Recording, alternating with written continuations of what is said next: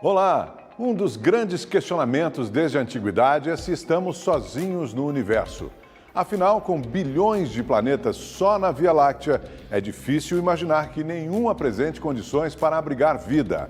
Mas que tipo de vida? Só os Estados Unidos gastaram mais de 22 milhões de dólares em investigação e pesquisa sobre vida além da Terra.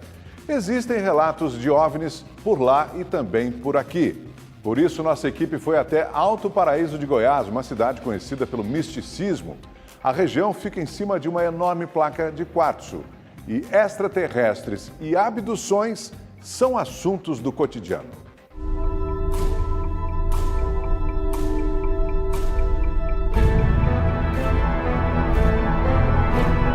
O universo e seus mistérios. Milhões e milhões de planetas e estrelas que nos deixam uma dúvida. Tem mesmo alguém lá fora? Há quem acredite que sim e diga que foi até abduzido. E é o que mais incomoda, essa questão de você estar numa mesa cirúrgica, de ter alguém mexendo assim dentro da sua cabeça. A mensagem deles é basicamente dizendo que nós não estamos sós. Em busca dessas histórias, seguimos até a cidade de Alto Paraíso, na Chapada dos Veadeiros, estado de Goiás. Um município com um pouco mais de 7.000 habitantes, repleto de belezas naturais e também de inúmeros relatos de contatos com objetos voadores não identificados. Aqui, quase tudo está ligado a seres de outros planetas. Na verdade, isso aqui é bastante comum, né? Muita gente já relatou ter visto, ter tido até contatos mesmo, né, com extraterrestres. Eu acredito particularmente também, nunca vi. Alto Paraíso é uma cidade considerada mística e não é por acaso. O subsolo da cidade possui uma enorme placa geológica de toneladas de cristais de quartzo, que, segundo alguns místicos, emana vibrações positivas, fazendo daqui um local sagrado. Para quem vive em Alto Paraíso, talvez essa seja a explicação para o grande número de avistamentos de objetos voadores não identificados e de casos de abdução. Em algumas voltas de carro pela cidade, nos deparamos com esta pousada. Logo na entrada, a figura de um ET. Lá dentro, bonecos alienígenas e o mais surpreendente, aqui, todos os quartos são inspirados em naves extraterrestres. Thaís é funcionária da pousada e vive em Alto Paraíso há alguns meses. Apesar do pouco tempo na cidade, ela afirma já ter motivos suficientes para acreditar que o mistério em torno de seres de outros planetas não é por acaso. Você está aqui há 3 meses. Você já viu alguma coisa no céu? Algo diferente? Eu já tive 2 episódios de ver alguma coisa no céu, realmente. Uma vez que estava passando para ir para o Morro da Baleia, eu vi luzes vermelhas em cima do morro. E eu juro que eu não estava tranquila. Estava sóbria? Nem estava sóbria, não tinha sono nem nada. Eu olhei e realmente falei assim, nossa, não tem nenhuma estação de luz, nenhuma torre, não teria por que ter essas luzes. E também teve uma outra vez que estava um céu bem bonito, estrelado. Estava olhando para o céu de noite, porque o céu daqui realmente é algo para se admirar de noite. E de repente vi um pontinho de luz andando e fez um clarão e desapareceu.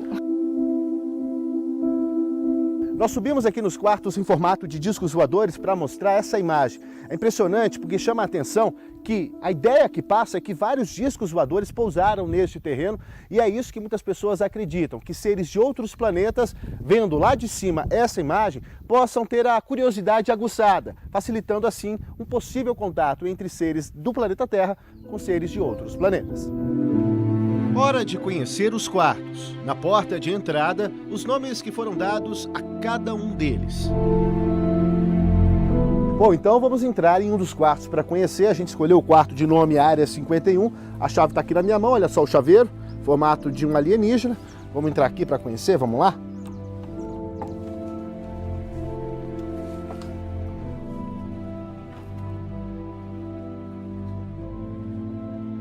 A parede toda ela é pintada, sugerindo que você de fato está no universo. Olha só aqui, ó, disco voador aqui pintado, aqui um planeta, enfim, todo ele pintado de uma forma que o hóspede se sinta dentro realmente de uma nave. Jéssica e Felipe se hospedaram por acaso na pousada e ficaram surpresos com o que encontraram. Quando você acorda, você olha assim, o teto todo pintado, como se estivesse no universo. O que você sente, Felipe? Eu comprei a passagem e fui, né? Acordei lá. Tô mirando aí o céu, já acorda assim. Se para os hóspedes tudo não passa de uma brincadeira, para o seu Edson, morador de Alto Paraíso há 17 anos, o assunto é levado a sério. Gostaria de ser abduzido? Gostaria demais, porque aqui tá difícil, né? Gostaria. Apaixonado pelo tema, ele nos conta histórias de outro mundo. Quando ele chegou, era uma noite, no mês de junho de 2012, estava lá, eu desci ali a praça e vi uma rodinha e o cidadão no meio da rodinha. E aí me apresentaram, esse cidadão veio do Rio Grande do Sul, quando ele se apresentou, ele disse, eu vim do Rio Grande do Sul, porém, eu não sou do Rio Grande do Sul, eu sou de Orion, eu vim numa nave. Aí complicou tudo, né? Porque essa nave sofreu uma pane lá na região do Rio Grande do Sul, de Porto Alegre, e caiu, entendeu? E dos tripulantes, o único que sobreviveu fui eu. Os moradores aqui da cidade de Alto Paraíso levam tão a sério o assunto abdução, que olha só o que a gente encontrou na porta dessa loja aqui, olha só. Fui abduzido, volto já. E o detalhe é que a loja é justamente sobre artigos relacionados a seres de outros planetas. Ô Flávio, o que me chamou a atenção foi aqui, ó, fui abduzido, volto já. Essa placa é só uma brincadeira ou você realmente acredita justamente até por ter uma loja relacionada a produtos de seres de outros planetas? Então, eu nunca fui abduzido, certo? Não que eu não acredite em todo esse assunto, né? A placa realmente foi uma brincadeira, porque como a loja se chama Abduzidos, ia ficar muito sem graça uma plaquinha de volta já. Apesar de brincar com o assunto, Flávio realmente acredita que não estamos sozinhos no universo. A brincadeira da loja, ela não anula o fato de que ocorrem sim avistamentos inexplicados aqui em Alto Paraíso, de que ocorrem sim abduções ao redor do mundo inteiro. Durante a conversa, Flávio afirma incorporar um ser de outro planeta e explica. Ele não é de um outro planeta, ele é de uma outra dimensão. Então ele veio com dificuldade para se adaptar ao corpo, né? Porque eles nunca tiveram corpo físico. E com essa dificuldade ele começou a falar e começou a passar informações. Disse o quê? Né? Ele falou primeiro do pensamento ok, que seria um pensamento que combate o mau pensamento. Seria um pensamento que faz com que a gente eleve a nossa frequência corporal para que a gente mantenha a frequência alta junto com a frequência do planeta que está mudando. Porque quanto maior a frequência do mundo, né, o planeta como um organismo vivo e nós como células desse organismo, quanto mais alta a nossa frequência, melhor vai ser a transição planetária.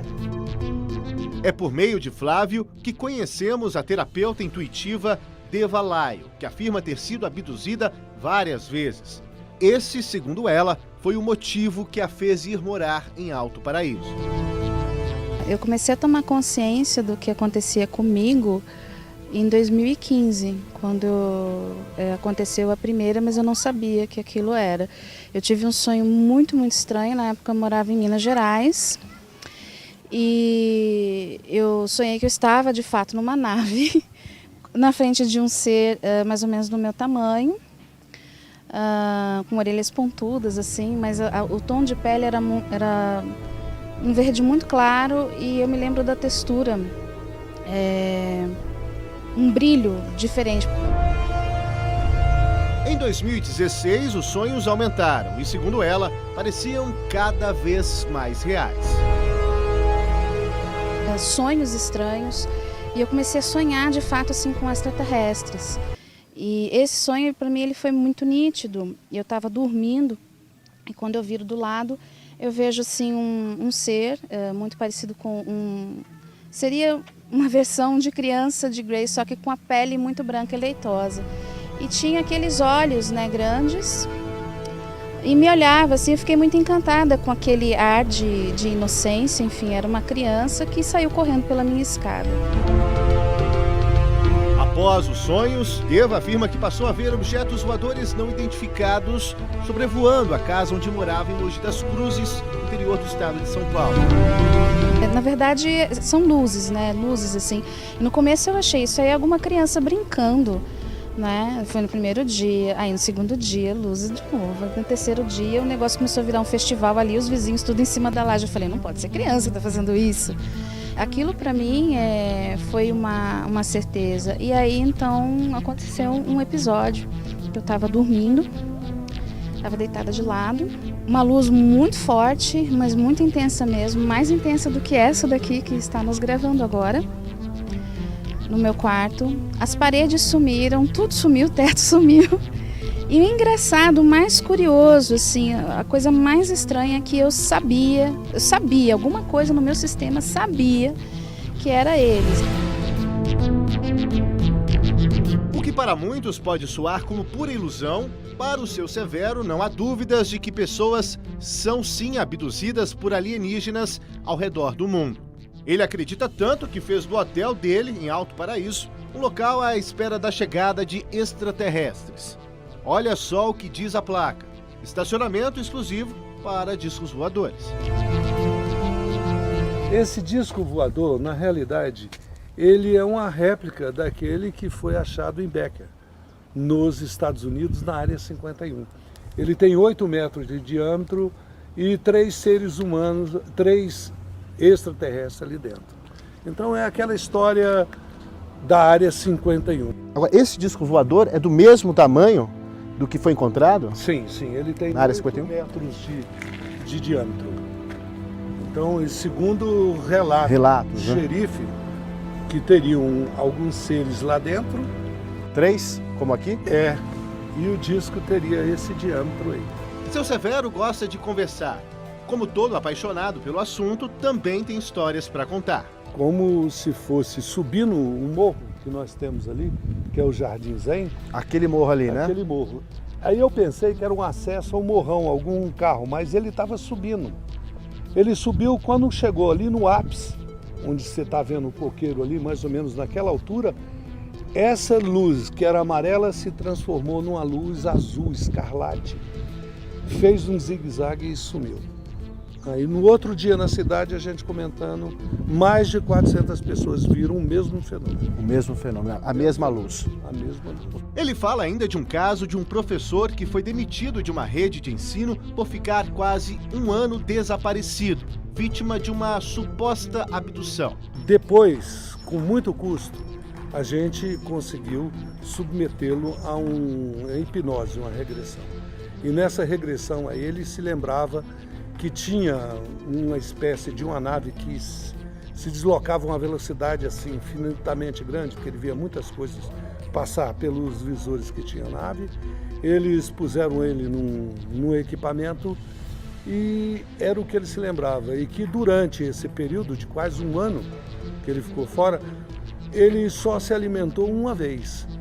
Ele não bebeu água e esse alimento era como se tivesse sido tirado de um tubo de pasta dental, que ele só melou a cabeça do dedo e passou na boca e pronto. Essas são as coisas que ele se lembrava. Somos convidados por Severo a seguir com ele até um local conhecido como Vale Verde, numa estrada de terra ainda na cidade de Alto Paraíso. Foi do Vale Verde que o mestre de obras, Tanildo, avistou um objeto voador não identificado. A gente estava trabalhando, a gente avistou uma coisa no céu. A gente passou muito tempo olhando para ele e tudo. Saber o que mesmo a gente não sabe. Que aí não deu para estar muito alto. O pessoal fizeram a filmagem e aí passou umas 3 horas depois, foi até que sumiu. Por favor, o que você viu? No começo a gente achou que era uma sacola. Muito tempo a gente achou que era uma sacola, só que Sacola plástica? Sim, voando. Só que ele passou muito tempo num ponto fixo. Não se movia, sempre parado, num ponto fixo. Então por isso que a gente não... Porque devido fosse uma sacola, devido ela ser plástico e leve, né, tinha saído do local. Mas foi uma coisa bem cabulosa mesmo, cara. Vi muitas luzes que você vê que não são estrelas, que são manifestações, né, desses, eles chamando atenção. Embora não é esse o ponto, não é esse o foco deles. Não é, o foco deles? O foco deles não é fenômeno, não é chamar atenção assim para fenômeno, para sensacionalismo. O foco deles é nos despertar interior. É um despertar da raça humana, terrestre. Que a humanidade terrestre, ela é tida como infantil. Mesmo com toda a mística em torno da cidade, não é todo mundo que acredita em seres de outros planetas. Quando a gente fala de vida, de modo geral, a gente só tem o nosso caso, o caso de vida. Então não tem como especular do que seria a vida extraterrestre. Os exobiólogos, existe essa especialidade, exobiologia, pessoas que estudam as possibilidades estatísticas da existência da vida extraterrestre. Todos eles são unânimes num ponto. Provavelmente a primeira vida extraterrestre que for ser encontrada vai ser bactéria, vai ser fungo, vai ser alga. É a vida mais simples e mais fácil de encontrar e provavelmente a primeira a surgir em muitos lugares. Onde é que está a vida extraterrestre? Por que no sistema solar só tem vida na Terra? Pelo menos até agora a gente só encontrou vida na Terra.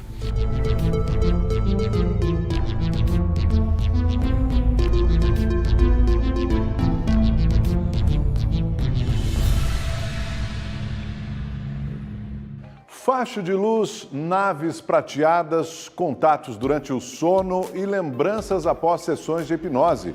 Relatos de quem afirma ter sido abduzido. Conheça agora a história de um músico que acredita ser monitorado 24 horas por seres extraterrestres. Pessoas de diferentes lugares, culturas e crenças, relatos semelhantes. Todas afirmam que já tiveram contato com eles, os ETs. Eu estava dentro de um objeto, onde na entrada tinha uma mulher alta, de 1,90 m mais ou menos de altura, cabelo preto, longo e tal, e ela usava uma roupa muito interessante, que era uma roupa colada ao corpo, tipo um macacão, mas que no final parecia um vestido. Ela me recebeu com um sorriso, ela era muito branca, tinha os olhos oblíquos, azuis, muito bonita. Me deu um sorriso. Eu acordei e olhei para a janela e eu vi um rosto de um grey, era cabeçudo, dos olhos graúdos, mas ele era bem chocolate. Eu gritei de susto, fiquei olhando para ele, ele continuou me olhando. Com muito custo ele virou calmamente e saiu andando calmamente. Esse ser tinha macacão prateado e pelo menos 2,5 metros. Quando eu vi a primeira faixa de luz, eles travaram o nosso espaço-tempo, nos levantaram da cama sem maca, sem nada, eu e minha esposa, atravessamos a parte da sala, entramos dentro da esfera e subimos. Marco Cabral é escritor, ufólogo e há mais de 50 anos estuda os fenômenos dos extraterrestres. Ele disse que o primeiro contato que teve com os ETs foi quando ainda era criança. Foi uma experiência de abdução. Agora, ele vai contar pra gente essa e outras histórias. Aos 6 anos de idade, nós tínhamos uma casa, minha família tinha casa em Mongaguá, uma cidadezinha do litoral de São Paulo. Numa determinada noite, eu ouvi um zumbido, um apito no ouvido. E eu, como fosse uma coisa meio robótica, meio automática, autômata, eu levantei e fui em direção à praia. Quando eu vi, mal tinha deitado, eu já estava em outro lugar. Eu estava dentro de um objeto, tinha um camarada de uns 2,30 m, 2,5 m de altura. Anos mais tarde, a comunicação foi em Cafubá, região oceânica de Niterói. Nós fomos acampar lá com os amigos, já na intenção de ter contato novamente, né? E apareceu num determinado minuto lá, um momento, apareceu um objeto voando. Era realmente uma nave que depois desceu na nossa frente, assim, a uns 2 km de distância. Na frente da montanha, ela parou no meio, fez como se fosse um sinal da cruz, voltou a pegar a rota dela e parou. De repente, quando eu abri os olhos, eram 6 horas da manhã. A partir dali, houve uma comunicação. Pegaram uns equipamentos, uma coisa muito simples. Parecia fone de ouvido.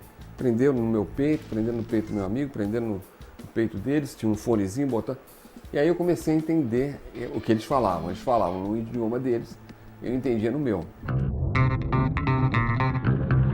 Aqui no apartamento da família do Marco, na Tijuca, zona norte do Rio, já aconteceram alguns fenômenos. Ele conta que em 2002, enquanto dormia com a esposa nessa cama, 3 extraterrestres fizeram contato.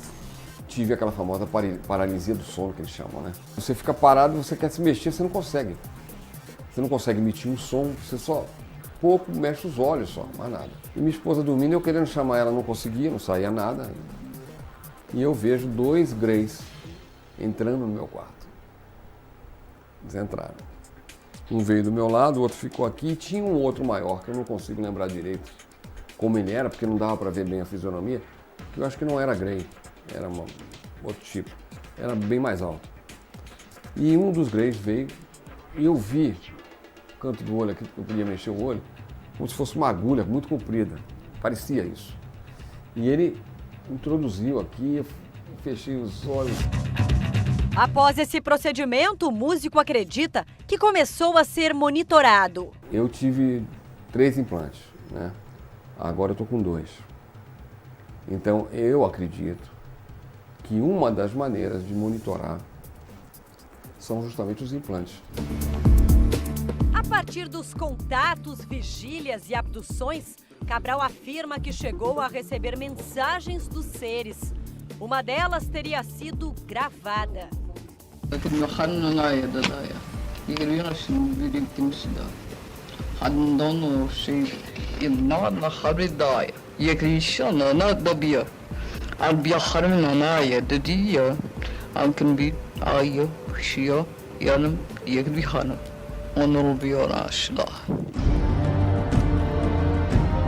A quase 50 quilômetros do centro do Rio de Janeiro, na região rural de Nova Iguaçu, mora Leandro. O youtuber conta que também já esteve com alienígenas, mais de uma vez. O primeiro contato que o Leandro Maktub teve com os extraterrestres foi durante um apagão que aconteceu em quase todo o país em 2009. Na ocasião, ele estava dormindo com a esposa na casa onde moravam, em Mesquita, na Baixada Fluminense, quando uma forte luz entrou no quarto. Que luz foi essa?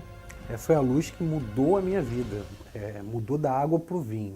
A luz era uma esfera, cerca de uns 1,10 m mais ou menos. Ela era meio azulada, meio branca, parecia um campo energético, com vários filamentos assim oscilando dentro dela. Ela subiu, batia no teto e se desfragmentava todo.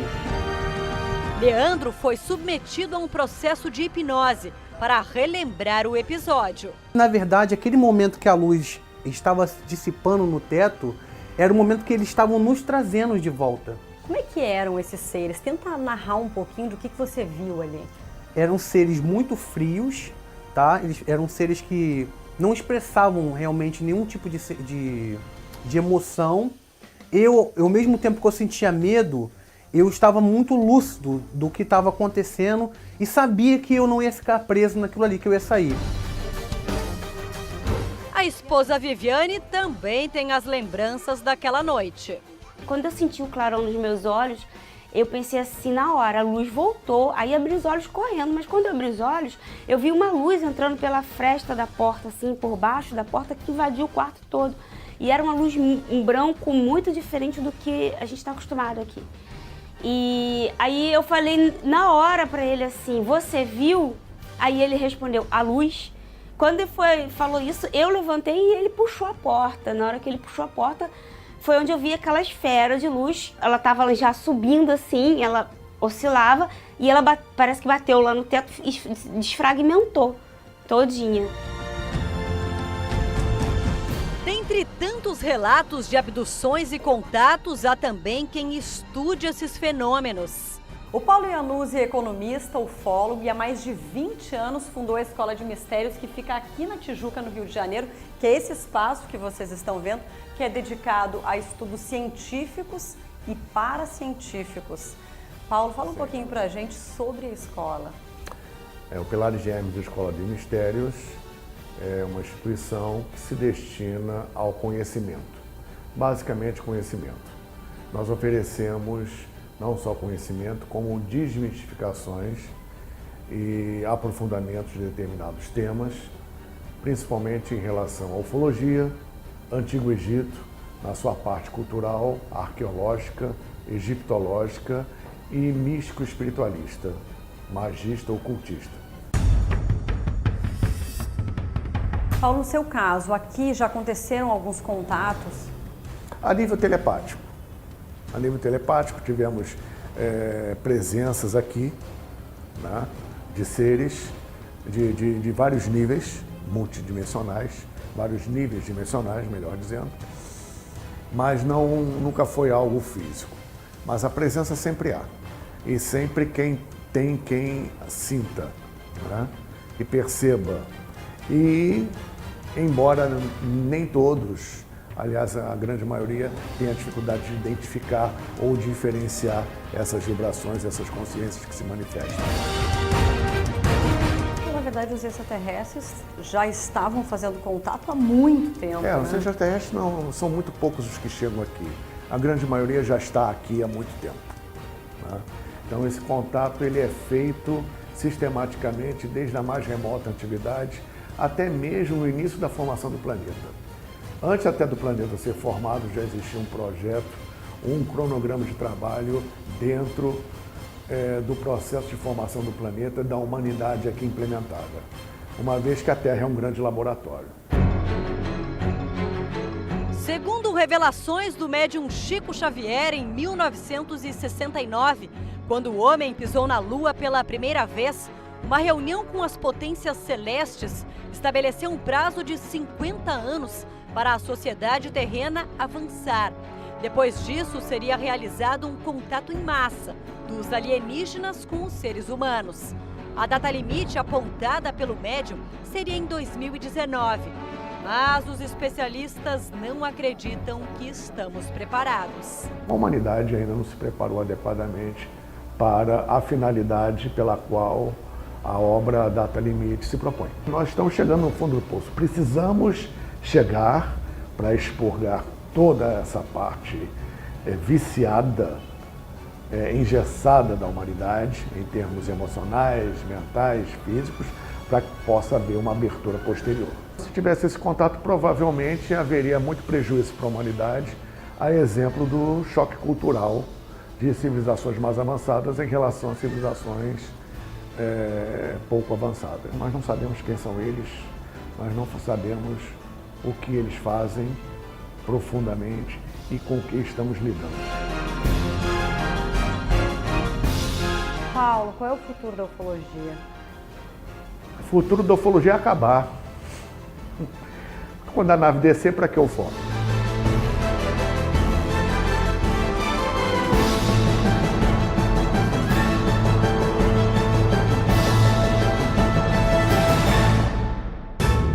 No interior de Minas Gerais, uma família inteira afirma ter sido sequestrada por extraterrestres durante uma viagem de carro. A experiência de abdução dos 5 moradores da pacata cidade de Iturama teria deixado vestígios e virou referência para a ufologia brasileira.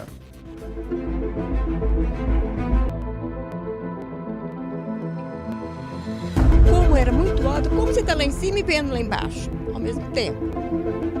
Depois, no dia seguinte, que a pessoa que deu apoio pra gente, e falou, gente, vocês foram abduzidos. Eu falei, que é isso? De onde que é essa palavra? Que é isso?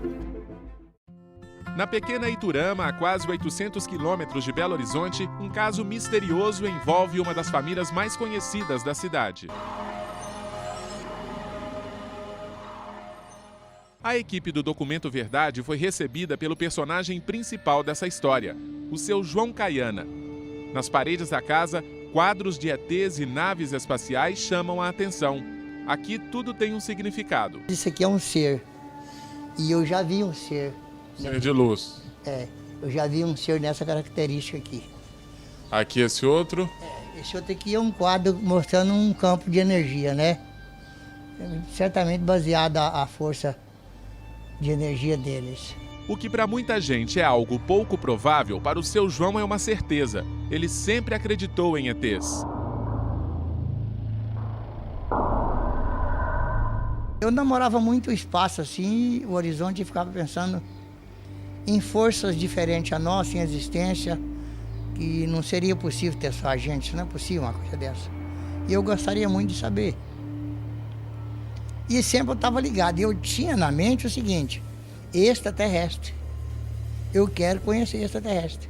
E ele garante, não só conheceu, como foi abduzido por esses seres. O fenômeno aconteceu no dia 13 de dezembro de 2001, na zona rural de Iturama.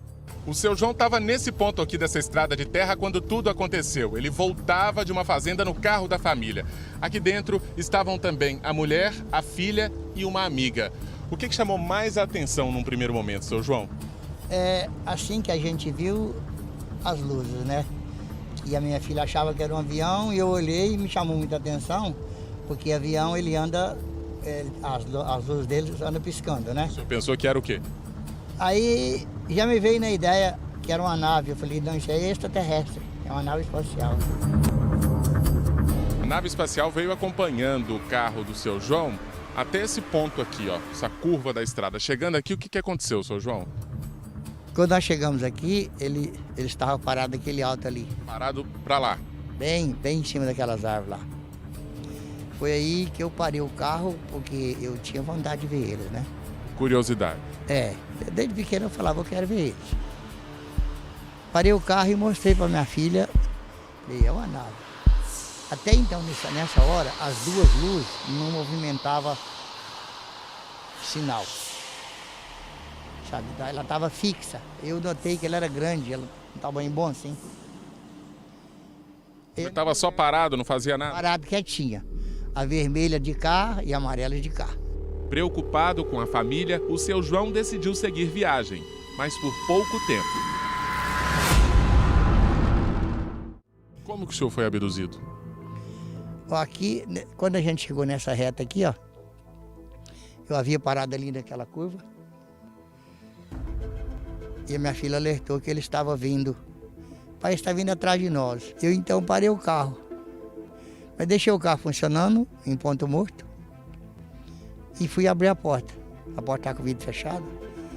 Quando eu fui para abrir a porta, minha mulher gritou em seguida 2 vezes: corre que está pegando a gente, corre que está pegando a gente. A senhora identificou que eram extraterrestres também? Não, jamais.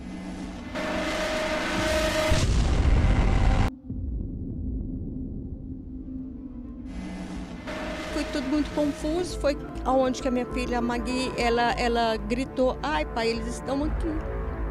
Não deixa eles me matarem, não. É complicado. É muito complicado falar sobre. Voltar aqui e relembrar tudo para a senhora é muito difícil? Eu não gosto. Eu não gosto. O que a senhora sentiu na hora? Medo, pânico. Eu tive a sensação que a minha casa não ia estar no local, entendeu? É como se assim, o mundo estivesse acabando para mim naquele momento. Não desejo para ninguém. Como foi o momento de ser levado para junto deles, seu João? De medo já, que eu assustei com o grito dela, eu puxei a ventarola do carro e ele me deu um choque no dedo. Deu um choque no dedo do senhor? Nesse dedo médio. Forte? Muito forte. Chegou a dar um estalozinho na minha cabeça, sabe? E eu já comecei a murchar naquela hora. Tava muito quente, os vidros do carro estavam fechados, porque tinha bastante poeira na estrada, era época seca, né? Os vidros fechados, muito quente. Eu, de imediato, já comecei a sentir um frio. Frio, e aquilo foi aumentando. Frio molhado mesmo, aquela coisa esquisita. Agressivo. E eu senti sendo puxado nessa direção, subindo. E em algum momento o senhor perdeu a consciência? Aí eu fui perder a consciência quando eu já não tinha mais... Eu não conseguia mais respirar. Parece que foi acabando. Dentro de mim estava tudo rouco, esquisito. Eu devo ter apagado. Eu só lembro que quando eu voltei, o meu eu... Aqui tinha umas árvores muito altas, de porte muito alto. E aquelas árvores, sabe quando você olha assim? Como era muito alto, como você está lá em cima e vendo lá embaixo, ao mesmo tempo. Depois, no dia seguinte, que a pessoa que deu apoio pra gente, e falou, gente, vocês foram abduzidos. Eu falei, que é isso, meu Deus? De onde que é essa palavra? Que é isso? Como que era o veículo deles, né? A nave espacial? Ela era redonda, como se fosse uma bacia de alumínio com a outra de bruços por cima. E no centro, em cima, ela tinha um tipo de uma verruga bem grande, provavelmente seja uma gabina onde eles operam, né? Seu João calcula que a família ficou quase 1 hora dentro da nave espacial em poder dos alienígenas. Quando voltou, como foi? Colocou a gente no chão. Quando colocou, o carro acionou o motor e acendeu o farol. Tudo automaticamente? Automaticamente. E que estava tudo nas mãos deles, certamente. Do jeito que estava antes de acontecer, voltou naturalmente, no mesmo percurso. Depois que a bateria, com uns 3 dias, ela pifou, eu fui ver, ela tinha queimado igual que uma bateria. Aparentemente, todos voltaram ilesos para casa. Mas naquela mesma noite, o seu João sentiu um forte mal-estar. Me deu um ataque de taquicardia, rapaz. Eu não aguentava pensar, eu vou morrer, meu coração vai arrebentar ou parar. Na época, a história foi destaque em jornais de várias cidades e até em revistas especializadas em ufologia. Para o seu João, as lembranças do dia em que a família foi sequestrada por ETs se tornaram relíquias. Ele guarda tudo em uma pasta. Essas fotos aqui são de marcas que apareceram no corpo das pessoas depois da abdução. Chama a atenção que cada marca numa parte do corpo da pessoa. Sim, perfeitamente. Aqui foi da minha neta, 2 dias depois. Aqui foi na mão da minha filha. Sua neta foi nas costas. Isso, aham. Aqui já foi do João, no pescoço dele, que está aqui registrado. Aqui já foi na minha perna. É como se fossem picadas de agulha, né? Isso, aham. E foi por aí que a gente começou os primeiros acompanhamentos, que foi um longo período de tratamento psicológico e de tudo mais, e de pessoas que dá a oportunidade da gente ter o aprendizado, ter um conhecimento, pessoas que te atiram pedras. Eu não pedi para que isso acontecesse. Atiram pedras como? As pessoas passaram a discriminar? A discriminar, até mesmo apedrejar com a pedra física, assim, te atirando na sua casa, entendeu? Pessoas da cidade? Cidade pequena, todo mundo te crucificava de uma certa forma. Por quê? Por não acreditar. Por não, porque no momento não ficou nada registrado pra gente ali, no momento, a não ser aquilo que a gente aconteceu, aquela tragédia, eu diria assim, uma tragédia, né? E que não ficou nada registrado pra gente mostrar. Seu João acredita que passou a ser monitorado pelos seres extraterrestres e diz que após a abdução houve novas aparições dos ETs. O seu João conta que uma vez estava aqui na sala da casa dele quando viu um extraterrestre sentado exatamente neste lugar aqui onde eu estou. Como é que foi esse dia, seu João? O ser materializou aqui onde você está. Aí eu levei aquele susto assim, ele muito pequenininho, dava aí 0,5 metro, quando muito de tamanho. Ele sentou e ele olhava para mim, movimentava a cabecinha dele e dava um sorriso. E nele sorria, a orelhinha dele mexia. Eu olhei bem no rosto dele, ele era verde, a cor verde, e umas bolinhas pretas no rosto, uma sarda, ele chama de sarda, né? Aquelas bolinhas pretas no rosto. E antes de eu ver ele fixar bem para mim, definir melhor, sabe? Ele evaporou. Eu sempre fui contra a minha vida inteira. Sempre fui contra a minha vida inteira. Eu falava assim, vou lá fora, vou ver o mundo, vou ver quem tem lá de fora. Porque nós não estamos sozinhos nesse mundo. Eu vou lá ver uma nave, eu vou ver. João, você tá louco. Você é psicopata, você é louco. E a filha da senhora, a neta da senhora, é tranquilo para elas ou elas também ficaram, de certa forma, traumatizadas? Não, de princípio sim, entendeu? Agora hoje elas conseguem, assim, falar e explicar com mais naturalidade, entendeu?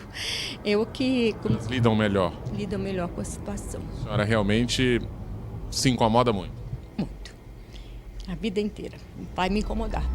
16 anos depois, a única certeza é que a vida dessa família mineira nunca mais foi a mesma. Completar agora, em março, 68 anos. O que tem de ser para mim fazer, que venha. Eu vou lutar para fazer. E quero fazer da forma agradável, não vou dizer da melhor forma, né? Mas o que tiver de ser feito por mim, se eu tenho algum cargo, se eu tenho alguma missão, ela é minha e eu vou fazer, eu não vou fugir não. Mas eu considero esses seres de uma forma muito evoluída.